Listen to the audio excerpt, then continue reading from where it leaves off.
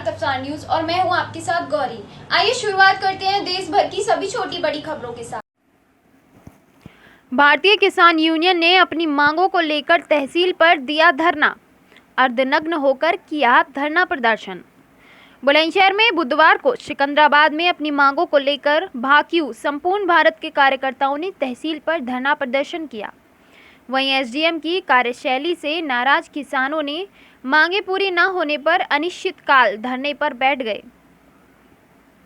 बुधवार को भारतीय किसान यूनियन संपूर्ण भारत के कार्यकर्ता एकत्र होकर सिकंदराबाद तहसील पर पहुंच गए। The Indore private limited company में काम करने वाले मजदूरों की कंपनी में बहाली को लेकर तहसील परिसर में अर्धनग्न होकर धरना प्रदर्शन किया।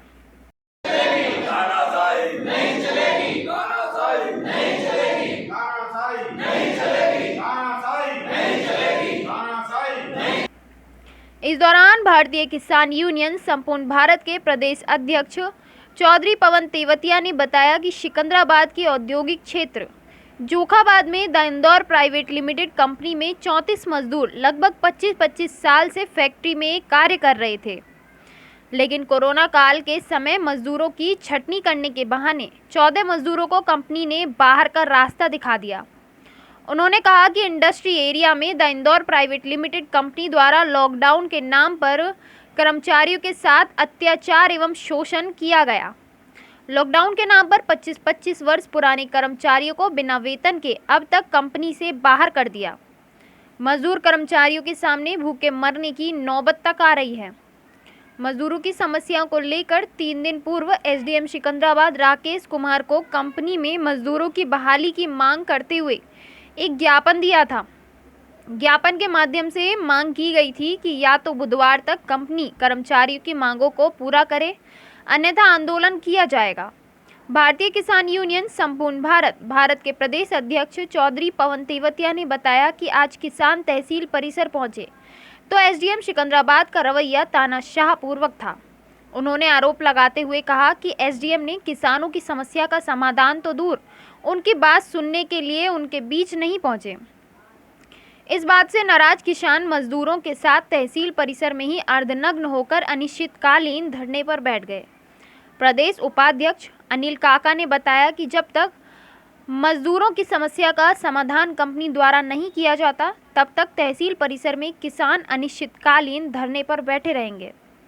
चौधरी पवन तेवतिया, अनिल कक्का प्रदेश उपाध्यक्ष, मंडल अध्यक्ष शेखर भाटी, प्रदेश संगठन मंत्री त्रिलोक चंद, सतपाल सिंह, राकेश गुप्ता, रामजीत सिंह, विकास तेवतिया, पंकज चौधरी, अनिल तेवतिया, कपिल जितेंद्र सिंह, सचिन, संदीप, दिनेश, वसीम अकरम के साथ सैकड़ों की संख्या में कार्यकर्ता उपस्थित रहे।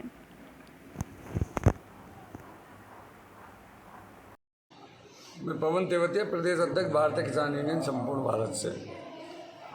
अभी लॉकडाउन के नाम पे एक कंपनी है सिकंदराबाद इंडस्ट्री एरिया में, द इंदौर प्राइवेट लिमिटेड। उन्होंने करीब 24-25 लोगों को, जो करीब 23-24 साल से कार्यरत थे उस कंपनी के अंदर, लॉकडाउन के नाम पे निकाल क्या दिया। लॉकडाउन में छुट्टी थी जो 2-2.5 महीने की, उस समय से उनकी बहाली नहीं करी गई और ना ही उनको कोई मेहनताना मिल रहा है और ना ही उनकी जो रॉयल्टी और ग्रेजुएटी बनती थी वो अभी तक मिली है।